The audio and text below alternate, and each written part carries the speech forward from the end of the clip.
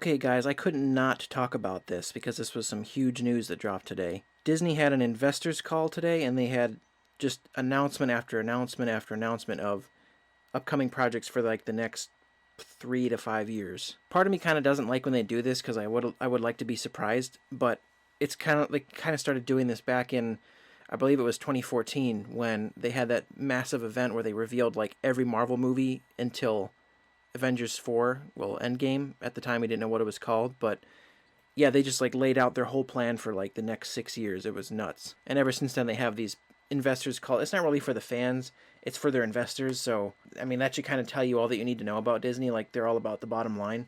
So, it's to get the investors happy about their projects that are coming up. So anyway, let's go over the official article on StarWars.com about these, because there's a ton of stuff coming for Star Wars. And I'm almost kind of like, okay, whoa, hold your horses a little bit, Lucasfilm, because you tried this before. You had this like massive plan with having a movie every year. You had like, do you remember back like when Force Awakens came out? They said, oh, there's going to be a new Star Wars movie every year. And then when the sequel trilogy was kind of an unorganized mess because they had 5 movies and five over the course of 5 years, it looked kind of unorganized. I think they realized that they shouldn't just shotgun all these projects out at once. I mean, this might appear like that's what they're doing with this, but at least they're not all movies. It's a lot of it is like limited series on TV or on Disney Plus. But I'd prefer if the right people were involved with all these things. Like, I think Jon Favreau and Dave Filoni should be overseeing every single Star Wars project from now on.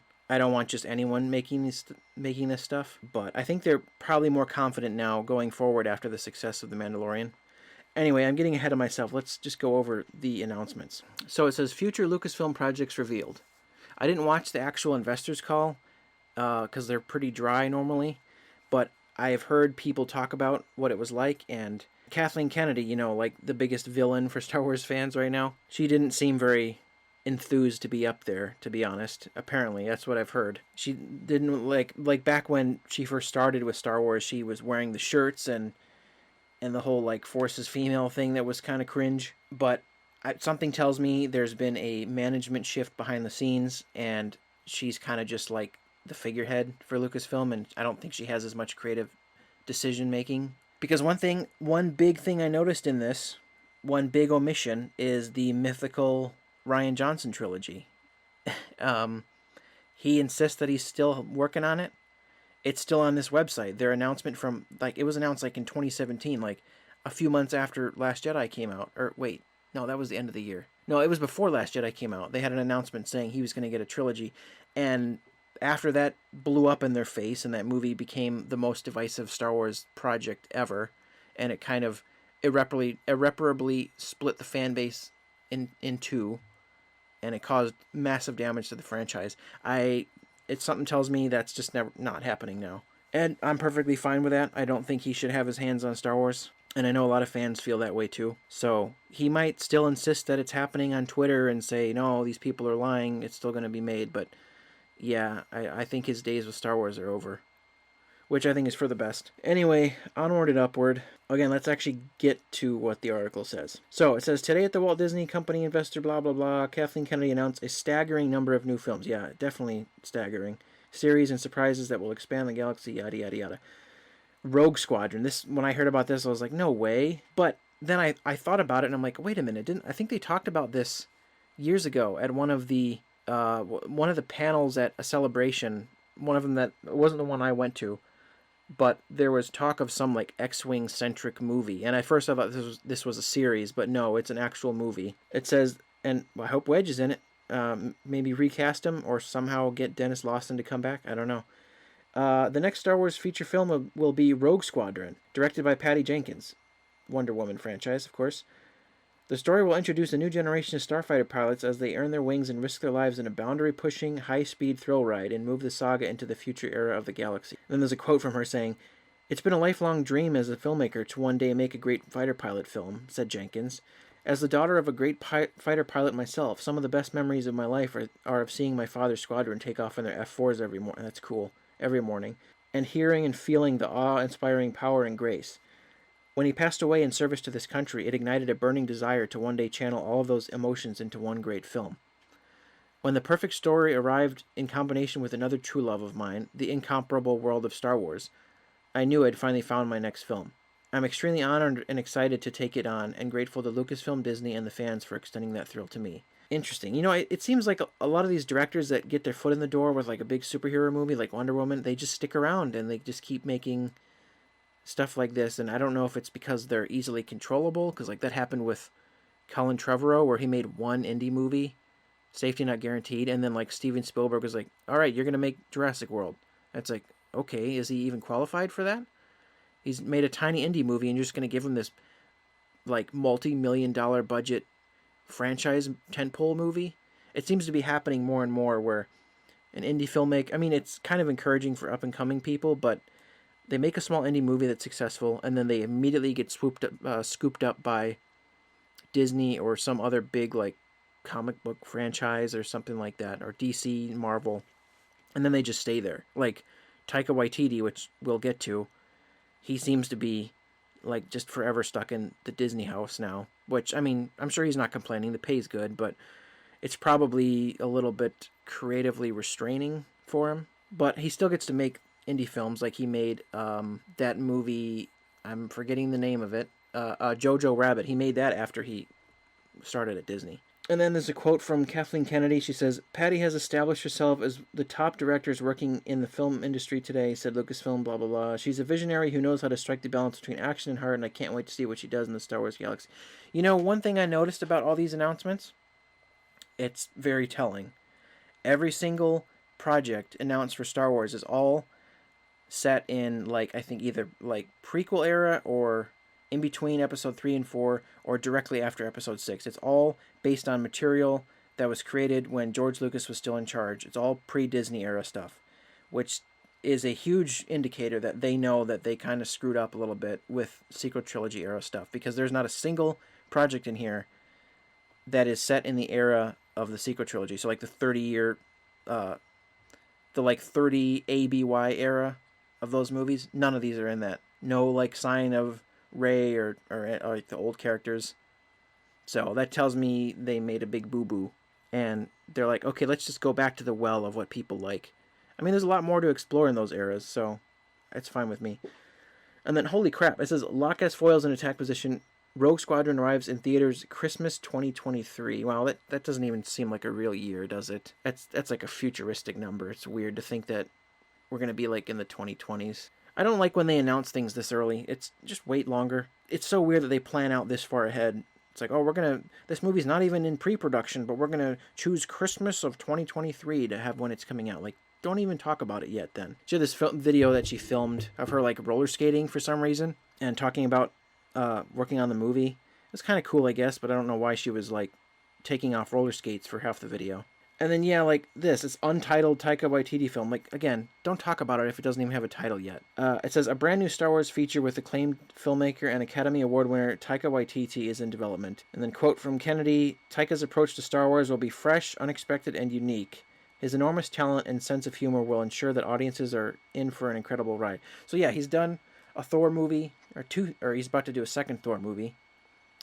He's been in like the Disney Marvel family for a while. And then he's directed a couple of episodes of Mandalorian. Like I think he did the final one of season 1, which was excellent. So it's kind of weird that they just keep using the same people. And I wonder what happened. There was this like rumored movie by what's his name, Kevin Feige from Marvel, and I'd be fine with Feige moving on from Marvel to like getting someone else to work on that, and then him moving to Star Wars. I'd be all for that because he's like a huge fan and he knows the importance of keeping the lore straight. And then next up, this one I think everyone's most excited for, the Obi-Wan Kenobi show or miniseries, which unfortunately is supposedly only 6 episodes, which doesn't make much sense to me. It says last August, and this is a huge, like a megaton announcement that a lot of people like Star Wars Theory are absolutely hyped for, and just the general audiences that grew up with the prequels like me are incredibly excited for. It says, last August at D23 Expo, Lucasfilm announced the return of Ewan McGregor, yeah, that brought the house down, in the iconic role of Master Obi-Wan Kenobi for a special event series on Disney+. Officially titled Obi-Wan Kenobi, that's boring. I thought it'd be like Kenobi or Hello There, the series. I don't know, something more interesting than that. The series begins 10 years after the dramatic events of Revenge of the Sith, where he faced his greatest defeat, the downfall and corruption of his best friend and Jedi apprentice. Yeah, I watched this part of the video, and it's funny, you can tell that Kathleen Kennedy's reading off a script. Like, part of me thinks she actually doesn't know that much about Star Wars, and just, this was kind of a grift for her. Anakin Skywalker turned evil Sith Lord, blah, blah, blah, yeah, we know. The series, this is pretty encouraging. The series is directed by Deborah Chow, who helmed memorable episodes of The Mandalorian Season 1. Yeah, some of the best episodes of Season 1 were helmed by her. But, yeah, I know the directing has been overall pretty good in Mandalorian, but what concerns me is who's writing it. Like, I want to know if Filoni and Favreau are involved with the show, because that's my big concern, is who's writing all of these. It doesn't really say who's writing it for this, but on all the other stuff it does. This truly will be a day long remembered. Yeah, that's old Vader quote. As it was confirmed that Hayden Christensen will be returning as Darth Vader, this will be the rematch of the century. That's an interesting quote, because I don't know if we should see an actual rematch. Like, I don't know if we should see Vader versus Obi-Wan. It kind of messes up with the continuity, because in A New Hope, it makes it seem like old Ben and Vader hadn't seen each other since that fight in Revenge of the Sith. But then again, he's not really specific. He doesn't say, like, Luke, the last time I saw your dad, he was burning in a pit of lava. He doesn't specifically say that's the last time he saw him. So he definitely could have fought him again in the time between 3 and 4. But he doesn't really say it. But he does say, we meet again, Darth. And he's like, last time I saw you, I was but the learner, but now I am the master. So, I don't know. I think it's vague enough to where you could have them rematch. I mean, I'd love to see it. But Hayden could actually... I'm so glad for him that he's coming back, because I think, like a lot of fans, since the prequels, have kind of forgiven him for the dialogue he was given. Like, he was working with some not great dialogue from George. He got a lot of undue hate, kind of like Jake Lloyd did. So for him to come back and be able to, like, redeem the character is really cool. Like, that's easily the biggest announcement. Having Hayden being able to come back, and I figured it was going to be mostly flashbacks, but there could be Clone War flashbacks where we get to see, like, Hayden and Ewan in the Clone Wars fighting together. That's going to be really cool. Some, like, basically live action versions of Clone Wars episodes with those actors. Maybe we can see Obi-Wan's clone armor from the show. So we could see flashbacks with Hayden, and then we could maybe see him as Vader. Oh man, that sounds really cool. Like I said, I want to know who's writing it, and I hope it's good. And I hope they're not like, he's not like side, or both of them aren't like side characters to their... Because I've heard some of the casting, and it sounds odd. Some of the casting choices for the show. I want them to be front and center. And I'm a little bit worried because it was supposed to start filming by now, but because of COVID and all that, it had to be pushed back. So, and then they apparently had to rewrite the scripts completely. So I don't know why that had to be done. So I'm crossing my fingers. I hope this turns out well. There's a quote from Hayden. He says, "It was such an incredible journey playing Anakin Skywalker," said Christensen. Of course, Anakin and Obi-Wan weren't on the greatest of terms when we last saw them. It will be interesting to see what an amazing director like Deborah Chow has in store for us all. I'm excited to work with Ewan again. It feels good to be back. Oh man, I bet it... I mean, that response felt a little scripted, I guess. I have a feeling he might have some... I bet he was kind of trepidatious to come back because of... Star Wars kind of destroyed his career, to be honest. Like, he didn't get a ton of roles after those movies. So, hopefully, this will revive his career. I hope so. Because he didn't deserve the hate that he got. He was just doing what he was told by the director. So hopefully he gets better dialogue and all that, and he'll redeem himself. Okay, and then moving on from that, another thing that we basically all saw coming, an Ahsoka show. And that logo is really cool. It says Ahsoka, I assume that's all that it's called. After making her long-awaited live-action debut in The Mandalorian, Ahsoka Tano's story, this is good news, written by Dave Filoni, will continue in a limited series starring Rosario Dawson and executive produced by Dave Filoni and Jon Favreau. Yes, that's why I don't want them to spread themselves too thin with Star Wars. Like, they don't make too many projects at once, because I want those two involved with everything. It doesn't specify that they're working on the Obi-Wan show, but man, I hope so. Or at least whoever's working on it is consulting them a lot. I just think those two, after Mandalorian, they need to be involved with everything. So, We'll see, though. And then the next one, I mean, there's just an outpouring of Star Wars. It's called, this one is called Star Wars Rangers of the New Republic, which is an interesting title. Set within the timeline of The Mandalorian, this new live-action series from executive producers Jon Favreau and Dave Filoni, yep, that's good, will intersect with future stories and culminate into a climactic story event. I don't know what that means, but it sounds like they're doing an MCU thing where they have all these shows that culminate into a movie or something. Like, I wouldn't have mind if all these are on Disney Plus and they're all series. I don't think they even have to go back to movies, but some of these are actually going to be in theaters. So we'll see. Maybe, unless theaters are permanently dead after this year. And then this one I really don't care about. It says Lando.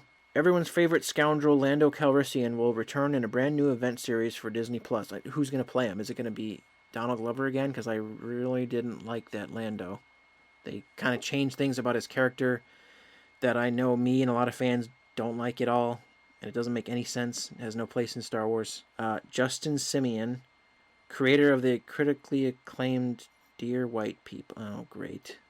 Do we really need someone that made a movie called Dear White People making a Star Wars movie? Like, I don't know if that's such a great idea. And a huge Star Wars fan. I mean, is that all it takes? You just make one thing and you're a fan and you can make a project? Is developing the story. So, I assume, yeah, it's a series, not a movie. But, again, I don't like what they did with Lando and Solo. They completely changed his character. And I'm not even alone in that. Billy D. Williams doesn't like what they did. So, if Lando himself doesn't like it, not sure why they're even doing this. And I don't really know if there's that much story to tell left with Lando. Another project I have zero interest in, this is the only one that I actually have zero interest in, is Andor. They've talked about this for a while. Andor, a tense, nail-biting spy thriller created by Tony Gilroy, who I believe was brought in to help finish Rogue One when they had like problems with production towards the end, and they had to like reshoot the last third of the movie. They brought him in. And it's a spy thriller. That's interesting. And also, his character's dead. Like, what do you even do with this guy? Like, he was a side character in a movie where everyone dies, so I'm not sure what the point of this movie is. Or this show. Is it a show? Yeah, I think it's a show. Said to arrive on Disney Plus in 2022. Again, probably too early to start talking about it. And also, I'm not sure what that O logo is. That's not the Rebellion logo. I don't know what it is. Diego Luna, reprising the role of Rebel spy Cassian Andor from Rogue One, will be joined by a fantastic new crew that includes Stellan Skarsgård, that's good casting right there. Adria Arjona, don't know who that is. Fiona Shaw, I think I know who that is. Denise Go, Kyle Soler, don't know either of those two. And Genevieve O'Reilly, who played Mon Mothma. Oh wow, they just started filming 3 weeks ago in London. Again, I don't really know why they're using their time and resources on this. Like, there's so many other areas of Star Wars I want explored before covering Cassian Andor, the generic like background, or not even, well, it's not really a background character. He was like an inconsequential character in Rogue One, kind of. So, I don't know. We'll see. Maybe it'll be good. I watched the video behind the scenes, like all the aliens and the sets and stuff. Some of their alien designs are kind of whack, like sequel trilogy era looking. Not too thrilled about that, but I don't know. We'll see. Again, I don't like the shotgun approach of all these things being made at once, but as long as Favreau and Filoni are involved, there's hope that it'll be good. And then I don't know what this is at all. It's something called The Acolyte, which, from what I hear, Leslie Hendlin is not a good, like, not a great person from like how she acts on Twitter and stuff like that. So not sure if that's a good idea to bring her in, but whatever. Emmy Award nominated creator of the mind-bending series Russian Doll, ever watched it, brings a new Star Wars series to Disney Plus with The Acolyte. Somebody told me that this might be Darth Bane related. I don't know. If they're going to do that, I kind of want Filoni and Favreau to do that. The Acolyte is a mystery thriller that will take the audience into a galaxy of shadowy secrets and emerging dark side powers in the final days of the High Republic era. So they're like doubling down on the High Republic. They got comics and graphic novels of that coming out, but we know nothing about it. I think it's just a renaming of the Old Republic era. Like, they don't want to call it Old Republic because it was the original Republic in the prequels was called the Old Republic by Tarkin in Episode 4, so it doesn't really make sense to call it that. So they're calling it the High Republic. I don't know. No idea what that is. Don't know if it's animated. Don't know if it's live action. They got a ton on their plate. Lucasfilm's probably just non-stop working there.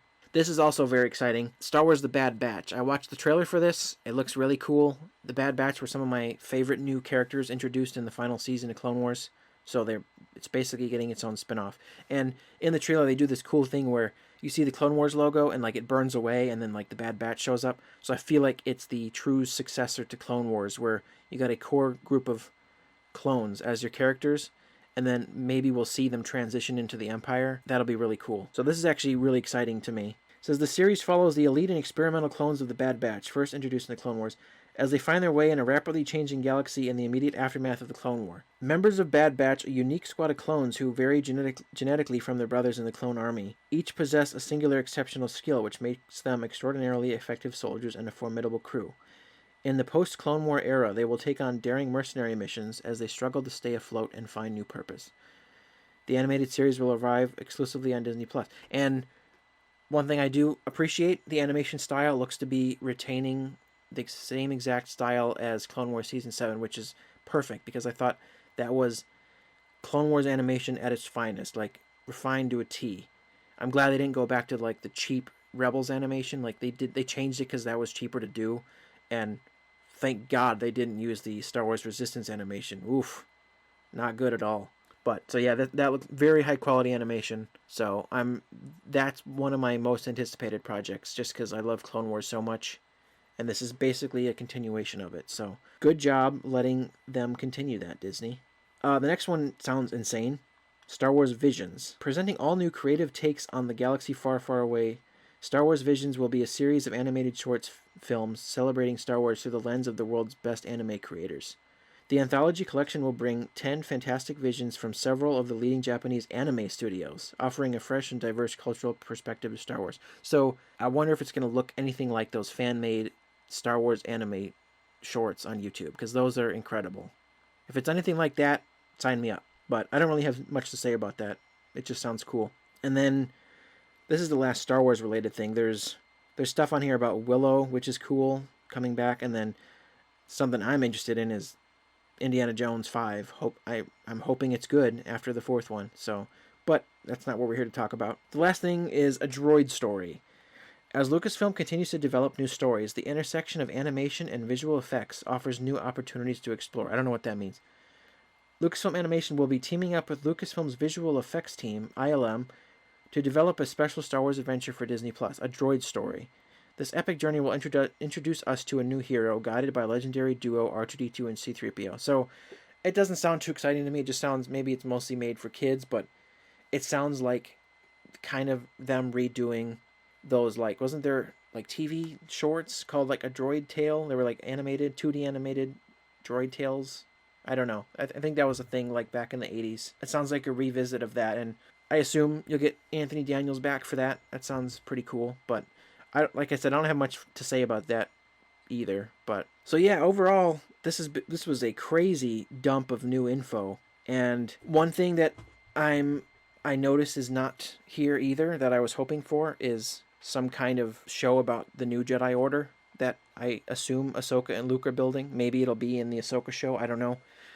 Or maybe they're hiding in one more announcement until the finale next week. Like, maybe they can't talk about it yet. Fingers crossed. Like, I had a idea for a show called Knights of the New Republic, which is about that, Luke's new Jedi Order. Fingers crossed that's a thing, and maybe they're holding out to announce it until after next week.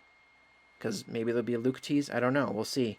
But that's something I want to see. But overall, all this sounds really promising. And like I said, it's all prequel and OT era. So that's good. Or, I mean, not really prequel era, just like in between the two eras, which is really unexplored. I think my most anticipated one, but also the one that could go the most wrong, is the Kenobi show. I think that's everyone's most anticipated. And then probably Ahsoka.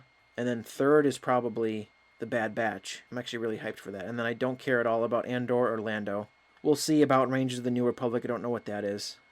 And the droid show, and Visions. But yeah, let me know what you think about all these announcements. And oh yeah, I forgot one, and the Rogue Squadron movie, of course. But so it does seem like they're done with doing trilogies and they're branching out more.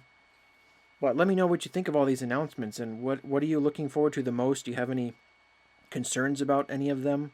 Are you trepidatious about them trying this again, where they have this master plan like they did last time, and it just completely blew up in their face when Solo lost money. It's another thing. Solo, people were speculating that Solo would get like a sequel on Disney Plus as a series. No sign of that here. Maybe it'll be incorporated into something else. I don't know. But let me know if what you're looking forward to the most. Comment down below the order of which, like 1 through 5 or 6 or whatever, of like what you're most looking forward to what you're least looking forward to. And I'm sure there'll be more to talk about as more information comes out with each of these. So as I continue on after Mando reviews, I'm hopefully going to get better at this and keep covering stuff like this. So yeah, it's exciting times to be a Star Wars fan after a bumpy couple years there. So hopefully this all turns out great, and hopefully we don't get fatigued, because like the mythical superhero fatigue hasn't set in. I don't think fatigue will set in as long as it's good. If we're getting good Star Wars, there will not be fatigue. It just can't be. I just don't want them to throw everything at the wall and see what sticks. Take care with this franchise. You can't let it get run into the ground.